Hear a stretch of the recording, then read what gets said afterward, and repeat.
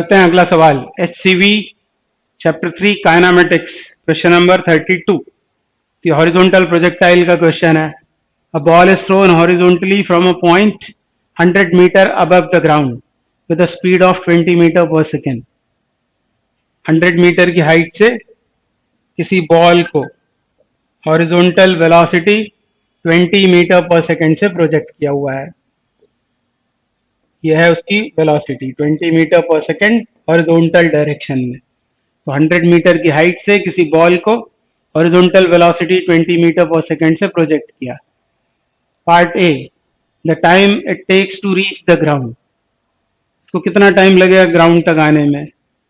तो सीधे फॉर्मूला लगा देंगे, कौन सा? √2h/g। √2h/g। तो सब बच्चों को पता होगा कि ये बॉल साइमल्टेनियसली हॉरिजॉन्टल में, मतलब अलोंग एक्स भी चलेगी और अलोंग वाई भी चलेगी। ये दोनों कोऑर्डिनेट सिस्टम, ये पॉइंट ऑफ प्रोजेक्शन, इसके कोऑर्डिनेट 0 0 और जिस इंस्टेंट पर इसे प्रोजेक्ट किया है वो 0। तो बॉल साइमल्टेनियसली एक्स में भी चलती है और वाई में भी चलती है, और एक्स और वाई में होने वाली मोशंस एक दूसरे से इंडिपेंडेंट होती हैं। मतलब हॉरिजॉन्टल डायरेक्शन की मोशन को इससे कोई लेना देना नहीं है और इससे कोई लेना देना नहीं है। तो टाइम चाहिए हमको, तो वर्टिकल में तो मोशन अंडर ग्रेविटी ही हो रही है। कितनी हाइट उसने ट्रेवल की है? 100 मीटर डाउनवर्ड्स। तो टाइम कितना लगेगा? √2h/g। बस इसमें वैल्यूज डाल के इसको सॉल्व करोगे, आंसर आ जाएगा। 2 इंटू एच इज, एच कितना है? 100 अपॉन जी इज 9.8। तो इसको 2 इंटू 4.9 लिख लेते हैं। ये 2 कैंसिल, डेसिमल ऊपर गया तो हुआ 1000। 1000 को लिख सकते हैं 10√10 और नीचे √49 का 7 हो गया। तो सेकंड में आंसर आ गया। और √10 यदि आपको पता है, √10 यदि पता है तो कैलकुलेशन और आसान हो जाएगा। √10 की जगह डाल देंगे 3.16 इंटू 10 यानी 31.6 अपॉन 7 और 7 से इसको काट दो तो 7 चौक 28 हुए और 7 5 35 यानी 4.5 सेकेंड में क्या होगा? वो ग्राउंड पर आ जाएगी। ये ग्राउंड पे आ गई है पैराबोलिक पाथ कवर करती हुई। कितने समय के बाद? 4.5 सेकेंड के बाद ये यहाँ आ गई ग्राउंड पर। सेकेंड पार्ट में क्या बोल रहे हैं? The horizontal distance it travels before reaching the ground. In other words हमसे पूछा है रेंज कितनी है। हॉरिजॉन्टल डिस्टेंस मतलब ये वाली डिस्टेंस, ये वाली डिस्टेंस। ये पॉइंट यदि O है और ये A है और ये B है, तो हमसे ये पूछा है BA रेंज। और रेंज क्या होती है? फॉरवर्ड डायरेक्शन की वेलोसिटी मतलब 20 इंटू ये वाला टाइम। तो 0 इसे दे दें तो 45 हुआ और 45 दूनी 2 मतलब 90 हो गया, 90 मीटर। ये आंसर आ गया। ये आ गया क्या? Horizontal distance it travels before reaching the ground. और पार्ट सी में बोल रहे हैं the velocity direction and magnitude with which it strikes the ground. यहाँ टकराने पर उसकी वेलोसिटी, उसकी वेलोसिटी ये है फाइनल वेलोसिटी, और उसके दो कंपोनेंट्स हैं, ये है Vx और ये होगा Vy। ओ Vx कितना होगा? Vx कितना होगा? तो Vx तो बदलता ही नहीं है, ये तो 20 ही होगा। Vx तो 20 ही होगा, मतलब इसका मैग्नीट्यूड ये कितना है? 20। ये अनचेंज रहता है। हॉरिजॉन्टल की वेलोसिटी पर ग्रेविटी अपना कोई असर नहीं डालती, तो कांस्टेंट बना रहेगा। और ये कितना होगा? ये होगा √2gh। 2g इज 9.8 और h कितना है? 100। तो ये हो गया 980 इंटू 2, 2 इंटू 2, क्योंकि ये 0 इसे दिया तो 98, 980 हुआ। और 980 को हम लिख सकते हैं 490 इंटू 2। तो ये सब सॉल्व होकर मैंने सॉल्व कर रखा है,